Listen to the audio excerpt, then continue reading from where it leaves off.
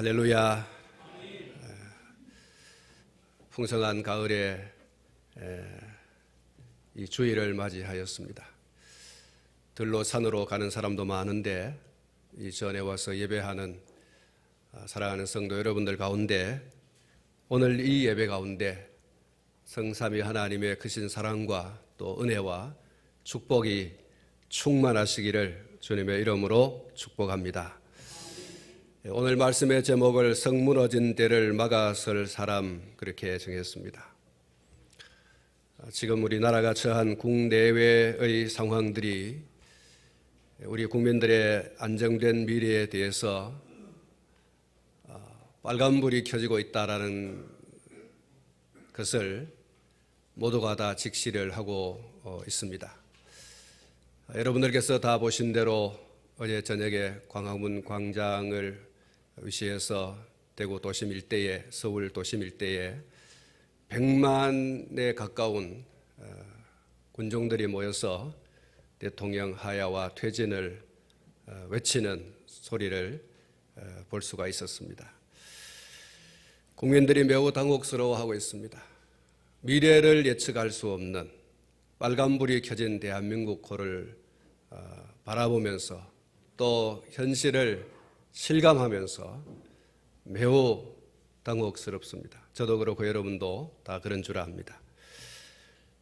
첫 번째는 대통령과 또 대통령의 주변의 사람들이 행한 소위 국정농단 이 사태에 대해서 어디로 흘러갈지 그리고 거기 온 국민들이 빠져 있습니다. 소위 블랙홀 현상이 일어나고 있습니다. 두 번째는 여야 정치권의 대선과 맞물린 정치적 우위 선점을 위한 그칠 줄 모르는 정쟁 상황입니다. 대권 주자들은 웃고 있습니다. 어떻게 하면 이 전국을 안정되게 할까가 아니라 어떻게 하면 내가 대통령이 될까? 이 군중의 함성 소리가 자기에게 돌려지기를 기대하면서 이 사태를 즐기고 있다라고 하는 것을 볼 수가 있습니다. 국민들 앞에 선 정치권의 주요 인사들의 그 모습을 보면 웃고 있지 않습니까? 심각한 얼굴로 심각한 마음으로 이 사태를 지켜보고 해결하려고 하는 노력보다는 그들이 외치는 그 외침의 그 입술을 지켜보면 입가에 웃음이 있습니다. 이 대한민국이 어떻게 될까 정말 고민하고 정말 가슴 아파하면서 이것을 정말 제대로 안정되게 이끌어가야 되겠다라고 하는 그런 의지보다는 그런 모습들을 보면서 더 암담한 그런 모습을 속에서 일어나고 있는 것에 대해서 감출 수가 없습니다. 세 번째는 북한의 김정은 정권의 계속되는 핵무기 개발과 핵공격 위협이 우리의 미래를 빨간불 켜졌다 그렇게 말할 수밖에 없는 상황이라고 하는 것입니다. 네 번째는 미국의 45대 대통령 선거에서 트럼프가 당선이 되었지 않습니까? 그가 대선을 치르면서 대한국 정책의 대변화를 예고했습니다. 미군을 철수한다든지 방위를 더 부담시킨다든지 이런 또 FTA를 파기하고 새롭게 해야 된다든지 이런 등등의 상황들 여러분 외교적으로 또 경제적으로 안보 면에서 정치적으로 어느 것 하나 이것만은 괜찮겠다라고 하는 부분이 없을 정도로 정말 모든 분야에서 빨간불이 켜져 있다. 예측 불가 상황이다. 그렇게 우리가 예단을 할 수밖에 없습니다. 이런 미래를 예측하기 어려운 국가적 위기 상황에서 그리스도인들인 오늘 저와 여러분들은 지금 무엇을 해야 되는가? 여러분, 이건 대단히 중요한 문제입니다. 오늘 교회는 무엇을 해야 되고 오늘 그리스도인들은 무엇을 해야 되는가? 여러분, 이 질문에 대한 저와 또 여러분들의 답을 여러분 분명히 가지고 있어야 됩니다. 이 한국 교회는 정말 이 문제에 대한 답을 정확히 가지고 있어야 됩니다. 이 국가적 위기 상황에서 그리스도인인 나는, 그리스도인들이 모여 있는 교회는 도대체 무엇을 해야 되는가? 그리스도인들이 누구입니까? 그리스도인들은 한 사람의 생사화복과 한 나라의 흥망성쇠가 하나님의 손에 달려 있음을 전적으로 믿는 그런 사람들인 줄 믿습니다. 이런 믿음을 하나님의 절대 주권을 믿는 신앙이라고 하는 거죠. 하나님의 절대 주권을 믿는 신앙. 하나님이 세상을 이끌어 가신다. 하나님이 한 사람의 생사화복을 주장하실 뿐만 아니라 한 나라의 흥망성쇠도 친히 주관하고 계신다. 이것이 절대 주권 신앙입니다. 이 하나님의 절대 주권을 믿는 신앙을 가진 그리스도인들은 개인이든 교회든 국가든 어떤 위급하고 위중한 때를 만나면 반드시 취해야 할 자세가 있습니다. 그것은 절대 주권자이신 하나님께 두 손을 드는 것이고 무릎을 꿇는 것인 줄로 믿습니다. 오늘 이 본문 말씀을 보면 이렇게 말씀하고 있습니다. 이 땅을 위하여 성을 쌓으며 성 무너진 데를 막아서서 나로 하여금 멸하지 못하게 할 사람을 내가 그 가운데서 찾다가 찾지 못하였으므로 내가 내 분노를 그들 위에 쏟으며 내 진노의 불로 멸하여 그들 행위대로 그들 머리에 보응하였느니라. 이렇게 말씀하고 있습니다. 하나님은 당신의 분노가 더 이상 담을 공간이 없게 되어졌을 때, 그 분노가 극에 달하여 더 이상 넘을 곳이 없을 그런 한계 수치에 도달하게 되어졌을 때 하나님께서는 분노를 쏟으신다고 하셨습니다. 그러나 그러한 때에도 당장에 그 분노와 그 진노의 불을 쏟아 부으시지 않으시고 하나님은 누군가가 그 분노, 그 진노의 불을 막아서는 사람이 있는가를 찾으신다고 했어요.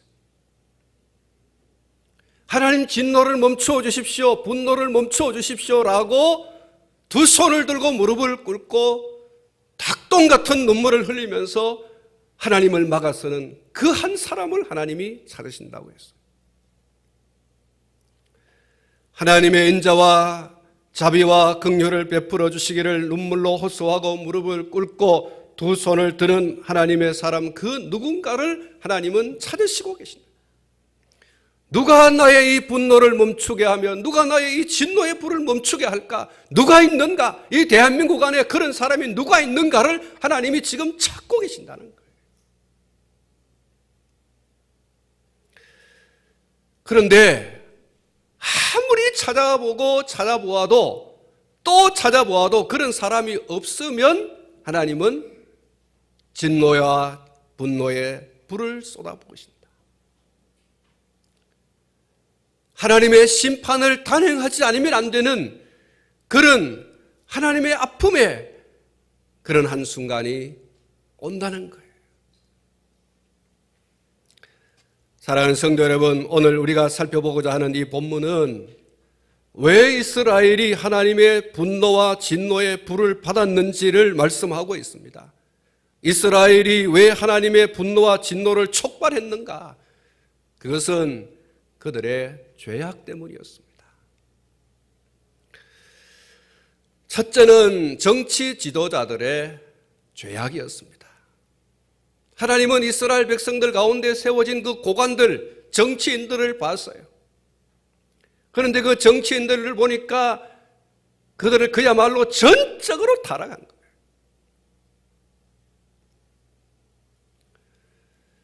백성들을 잘 이렇게 좀 다스리라고 세워놓았는데 그 고관들이, 그 정치인들이 제대로 그 역할을 하지 못하고 사리와 사욕에 눈이 어두워져 있는 모습을 보게 되었습니다. 그들은 도덕적으로 윤리적으로 타락했다라고 그렇게 말씀을 하고 있습니다.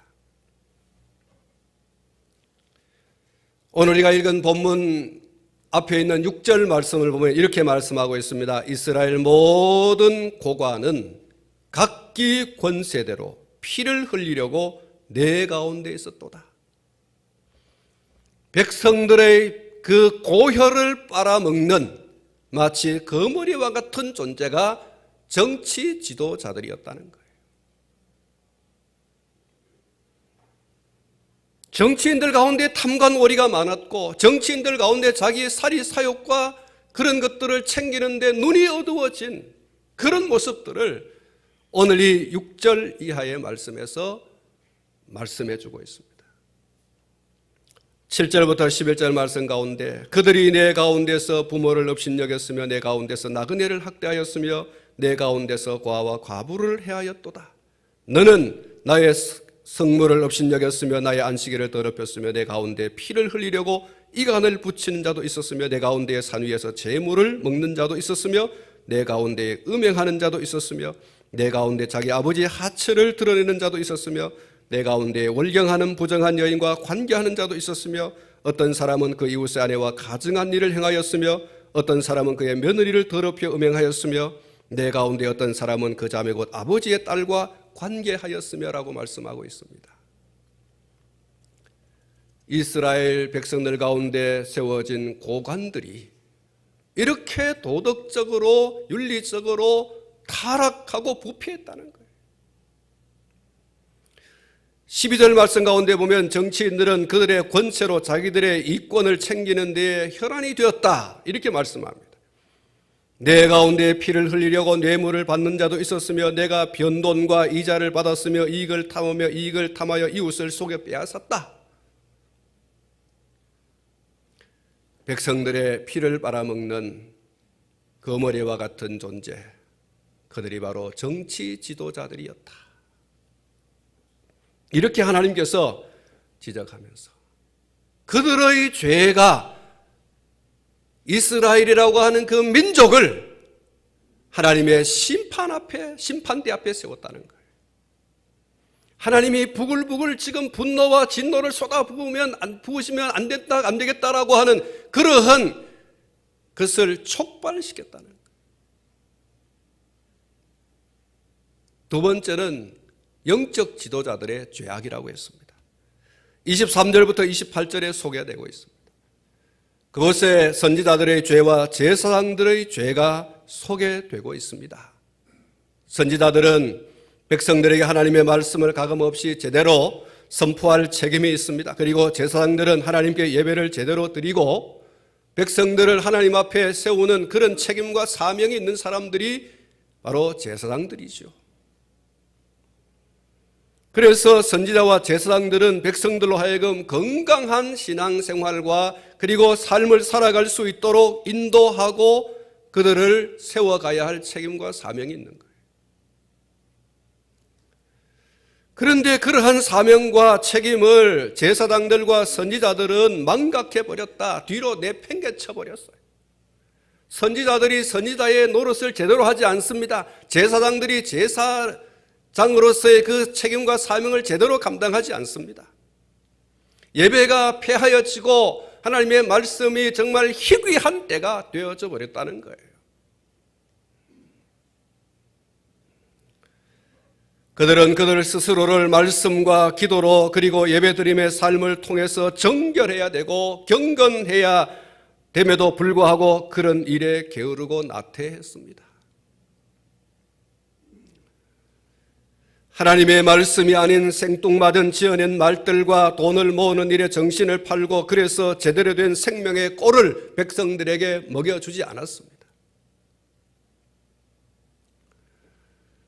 백성들로 하여금 거룩하고 경건한 생활을 할 수 있도록 말씀을 선포해야 되고 예배를 살려야 되는데 그들은 하나님의 말씀을 읽고 하나님의 말씀을 묵상하고 하나님의 말씀을 말씀대로 선포하는 그 일에 무디어졌어요.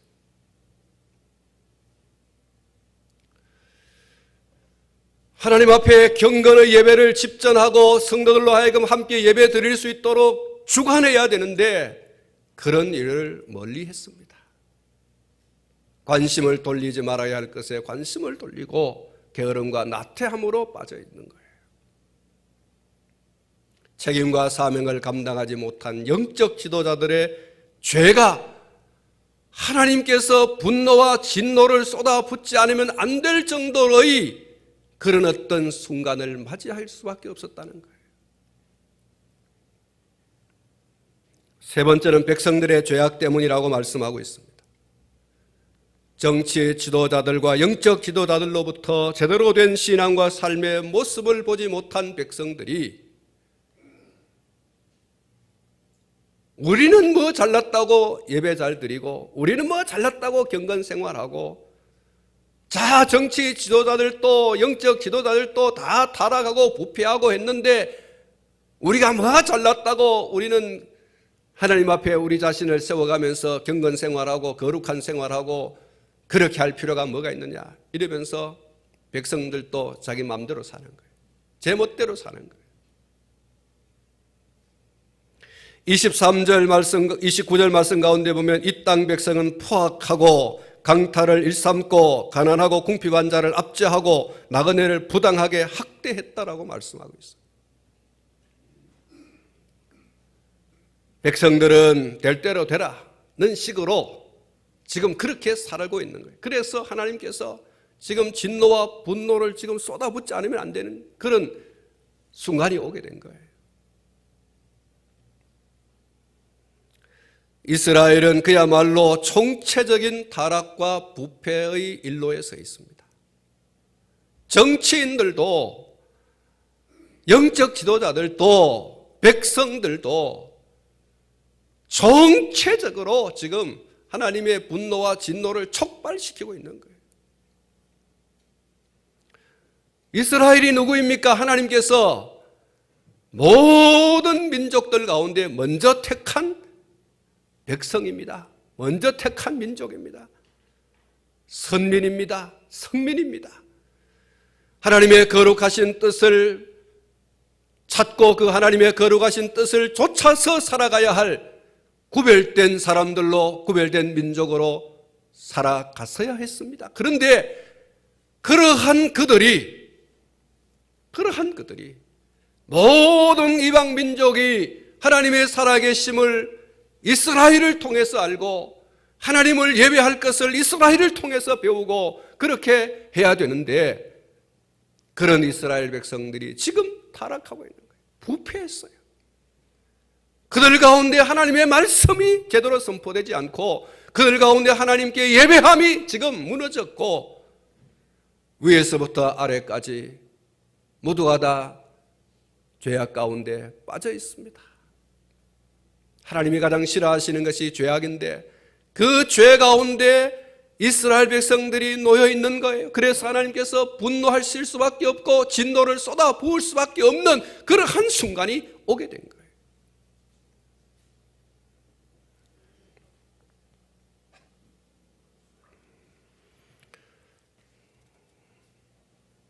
이스라엘은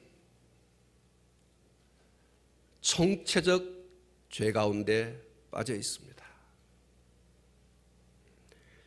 하나님께서는 그들을 사람이 풀무불에 은이나 못이나 채나 나비나 주석을 던져놓고 불로 녹이는 것처럼 노여움과 분으로 녹여서 전혀 새롭게 할 것이다. 그렇게 말씀을 하셨습니다. 하나님께서 이렇게 하시겠다고 굳게 결심한 것은 하나님께서 그들에서 누군가가 이러한 하나님의 분과 진노를 알고 통회하고 자복하는 자가 있을 것이다 라고 기대하고 찾아봤지만 한 사람도 없었다는 거예요. 이런 이스라엘의 상황을 놓고 이런 이 모습들을 내어놓고 하나님 앞에 두 손을 들고 무릎을 꿇고 하나님의 진노와 분노를 쏟아부을 수밖에 없는 직접적인 요인인 죄 문제를 내어놓고 하나님 앞에 통회하면서 자복하면서 우는 자가 없었다는 거예요.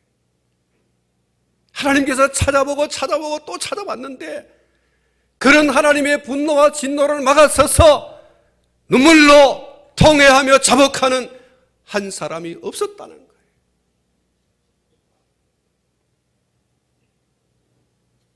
그래서 하나님께서는 이제 긍휼 없는 심판을 하시겠다고 하신 겁니다. 사랑하는 성도 여러분, 하나님은 죄악이 관영한 소돔과 고모라의 심판을 작정하셨고 그 사실을 아브라함에게 알려주셨습니다. 아브라함은 이러한 하나님의 심판 계획을 듣고 하나님 앞에 두 손을 들고 무릎을 꿇었습니다. 창세기 18장 22절 이하의 말씀을 보면 아브라함이 하나님께 가까이 나아갔다라고 했어요. 왜 가까이 나아갔습니까? 그는 거룩한 제사장의 그 책임과 사명을 가지고 하나님 앞에 무릎을 꿇고 두 손을 들고 멸망받을 수밖에 없는 소돔과 고모라를 두고 하나님께 용서를 구하는 기도를 하기 위해서입니다. 하나님의 인자와 긍휼과 자비를 베풀어 달라고 하는 기도를 하기 위해서 하나님 앞에 더 가까이 나아갔다고 했어요. 그는 하나님께 묻습니다. 하나님은 의인과 악인을 함께 멸하십니까? 그런 분이십니까? 라고 묻습니다. 그러면서 아브라함은 하나님께 또 묻습니다. 하나님, 그 성중에 의인 50명이 있으면 그곳을 멸하시겠습니까? 그 성중에 45명만 의인이 있어도 그 성을 멸하시겠습니까? 그 성에 의인 40명만 있다고 할지라도 하나님 그 성을 멸하시겠습니까? 그 성중에 의인 20명이 있다고 할지라도 그곳을 멸하시겠습니까? 그 성중에 의인 10명이 있으면 어찌하시렵니까? 하나님, 의인과 악인을 함께 멸하시는 것은 부당합니다. 여러분, 이 아브라함의 거룩한 대목, 깃발을 휘두르고 머리에 띠를 두르는 것이 아니라 하나님 앞에 더 가까이 나아가서 악인과 의인을 함께 멸하시면 하나님, 그것은 하나님의 공의에 어긋나는 것이 아닙니까? 하나님, 그것은 정말 부당한 일입니다. 이 거룩한 데모, 아브라함의 이 거룩한 데모가 여러분 오늘 저와 여러분들에게 필요한 시점이라고 믿습니다. 사랑하는 성도 여러분, 비록 소돔은 그곳에 의인열이 없어서 불심판을 받고야 말았지만, 그러나 무너져가는 소돔성에 자신을 밀어넣고 기도하던 그 아브라함의 기도는 그의 조카와 그리고 그의 자녀들을 멸망의 구렁텅이에서 하나님의 긍휼을 입게 하는 열매를 얻게 했습니다. 의인과 악인을 함께 멸하지 않으시는 하나님의 그 공의를 붙들고 하나님이 의인과 악인을 함께 멸하지 마십시오, 그것은 하나님의 공의에 어긋나는 것입니다라고 거룩한 데모로 하나님께 더 가까이 나아갔던 아브라함의 기도는 의인에게 긍휼을 베풀어 주시고 자비를 베풀어 주시는 그 열매를 아브라함이 보게 되었습니다. 하나님께서는 오늘 우리나라 가운데서 이런 사람을 찾고 있습니다.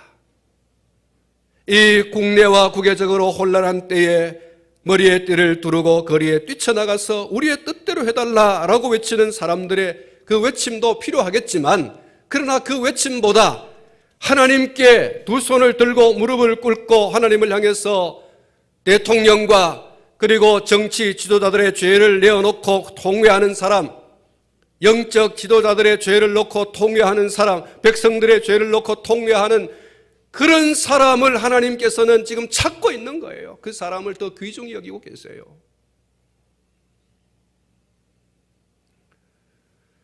하나님께서는 그런 사람이 있는가 지금 찾고 계세요. 아브라함같이 당신 앞에 거룩한 데모로 데모하는 그런 사람이 있는가를 하나님이 찾고 계세요.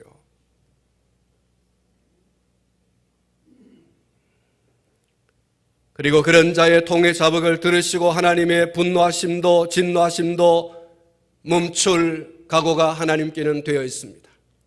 할렐루야. 얼마든지 하나님께서는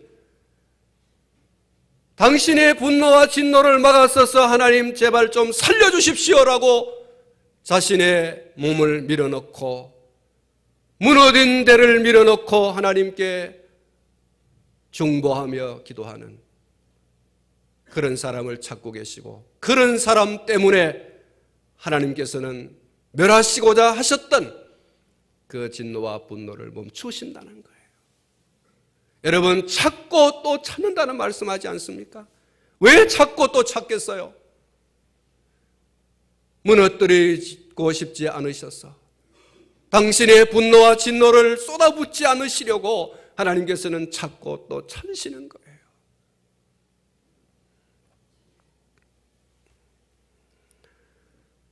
사랑하는 성도 여러분, 우리는 한 나라의 흥망성쇠가 전적으로 하나님의 주권에 속한 것임을 믿습니다. 그러므로 우리는 지금 하나님께 이 나라의 혼란상을 내어놓아야 됩니다. 여호사밧이 적군이 연합하여서 쳐들어온다는 소식을 듣고 하나님 살려주십시오.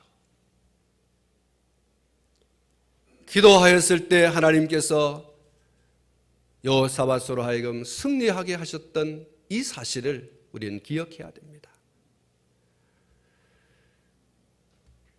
우리는 하나님께 이 나라의 혼란한 전국을 내어놓고 하나님 이렇습니다. 그대로 적나라하게 하나님이 이렇게 편지를 받았습니다. 이럴 수가 있습니까? 하나님, 우리의 상황이 이렇습니다. 어떻게 하시렵니까? 하나님께 묻는 이 기도가 우리에게 필요한 때입니다.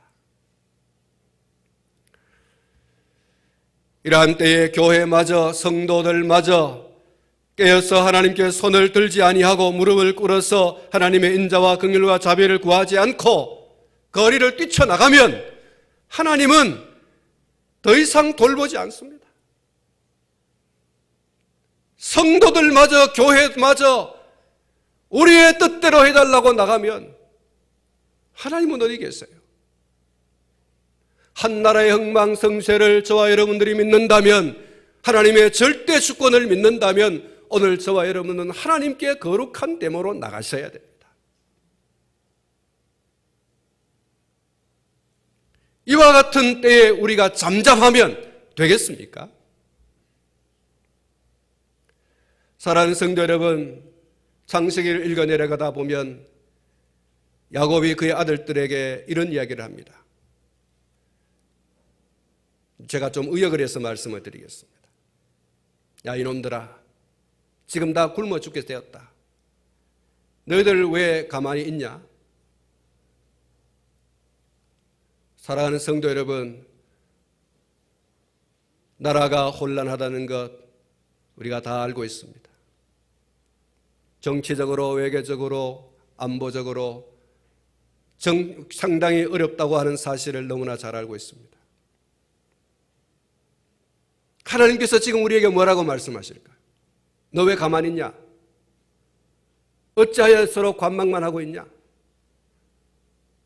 누가 하나님의 진노와 분노의 그 노와 분을 잠잠하게 할 자가 있을까?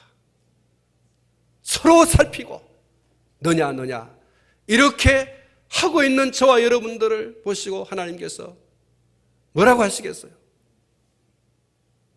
어찌하여 지금 관망만 하고 있냐? 다 굶어 죽게 되었는데 어찌하여 서로 관망만 하고 있냐? 하나님께서 그러시고 계시지 않겠습니까? 대한민국이라고 하는 이 배가 지금 좌초의 위기를 맞이하고 있는데, 암초에 걸려 지금 곧 좌초의 위기를 맞고 있는데 너는 뭐하냐? 한나라의 흥망성쇠를 내가 주장하고 있다고 하는 사실을 알고 있는 너는 지금 뭐하고 있냐라고 하나님께서 말씀하고 계시지 않겠습니까? 우리가 깨어서 하나님께 죄를 회개하고 그리고 흥하고 성함을 위해서 기도한다면 하나님은 인자와 긍휼과 자비를 베푸시되 풍성히 베풀어 주실 줄로 믿습니다. 오늘 저와 여러분들이 이 무너져가는 성의 틈바구니 속에 밀어넣고 하나님의 인자와 긍휼과 자비를 부르짖는 그런 한 사람이 되어져야 할 때인 줄로 믿습니다. 관망하여 있을 때가 아닙니다.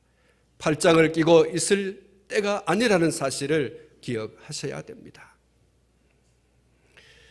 오늘 이 아침에 우리는 합심해서 기도해야 할 제목이 있습니다. 그 첫 번째는 대통령이 악한 귀신에 사로잡힌 여인과 함께 국가 대사를 논하고 결정한 일들에 대해서 우리가 회개해야 됩니다.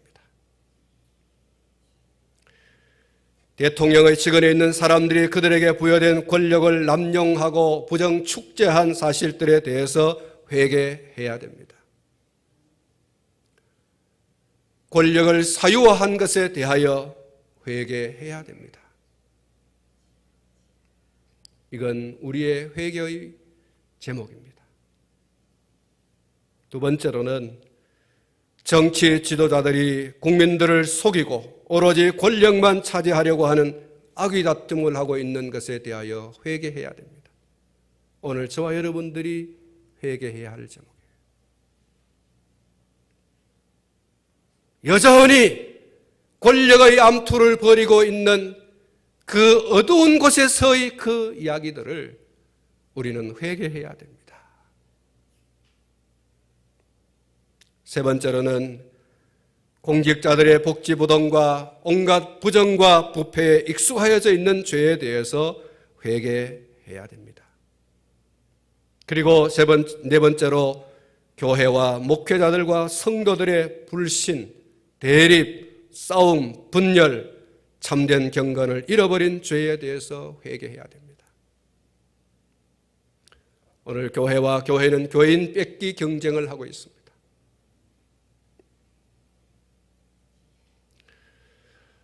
교회는 양적 성장과 부흥의 혈안이 되어 있습니다. 진정한 성도를 배출해내는 것에 관심보다는 더 많은 사람을 불러 모으는 양적 성장과 부흥에 너무 귀가 열려 있고 눈이 열려 있습니다. 한국 교회가 세상에 무슨 영향을 끼치고 있습니까? 교회는 조그마한 문제로 분열되고 조그마한 문제로 싸움을 벌이고 있습니다. 한 예배당 안에서, 교육관에서 예배드리고 본당에서 예배를 드리고 경찰들을 불러드리고 사설 경호원들을 불러드리고 교회의 헌금을 엉뚱한 데로 흘러보내고 있어요.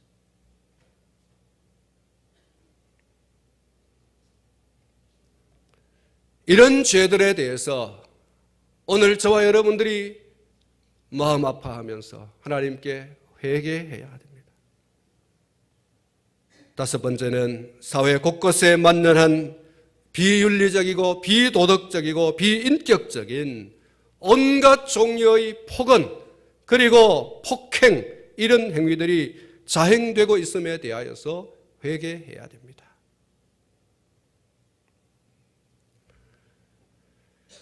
우리나라와 우리 민족이 살 길, 우리 한국교회가 살 길, 그리고 우리 가정과 우리 자신이 하나님의 인자와 긍휼과 자비를 덧입어서 사는 길은 이거밖에 없습니다. 지금 이 시점에서 하나님의 진노와 분노를 막아설 경건한 한 사람, 거룩한 한 사람, 그런 사람이 필요한 때입니다. 우리의 거룩한 통곡의 소리가 있어야 할 때가 바로 이때인 것을 기억해야 하겠습니다. 사랑하는 성도 여러분, 우리가 그리스도인으로서 제대로 살지 못한 것과 교회가 교회로서의 역할을 제대로 하지 못한 것들에 대해서 정말 회개해야 됩니다. 이런 통곡의 소리가 우리에게 있을 때 하나님의 인자와 긍휼과 자비는 이 나라와 이 민족 가운데 안정으로 평안으로 허락하여 주실 줄로 믿습니다. 그 열매를 바라보면서 오늘 저와 여러분들이 기도해야 되겠습니다. 세계 선교 역사상 이런 부흥이 없다라고 하는 대부흥의 역사만을 부여잡고 우리가 만족해야 할 때가 아니에요. 전 세계에 선교사를 두 번째로 많이 보낸 한국교회라고 하는 그것에 우리는 자위해서는 안 될 줄 압니다. 우리 한국교회는 대단하다. 그게 지금 안주하고 있어야 할 때가 아니에요. 우리는 사실 그런 책임을 그만큼의 교회 성장과 부흥이라고 하는 것을 이루어내면서 책임과 사명에 대하여 지금 우리는 어두워져 있어요. 그것에 안주하여 있지 그보다 더 진일보하는 어떤 모습이 교회 안에 보여지고 있지 않습니다. 선교사 보내는 것을 무슨 경쟁하는 겁니까? 교회의 사명인데 그걸 가지고 무슨 경쟁을 합니까? 우리는 이런 몇 가지 문제를 놓고 정말 하나님 앞에 회개하고 성무너진 죄를 막아서는 한 사람으로서 오늘 우리가 이 한 시대에 이곳에 머물러 있어야 할 줄로 믿습니다. 사랑하는 성도 여러분, 한번 기도하겠습니다.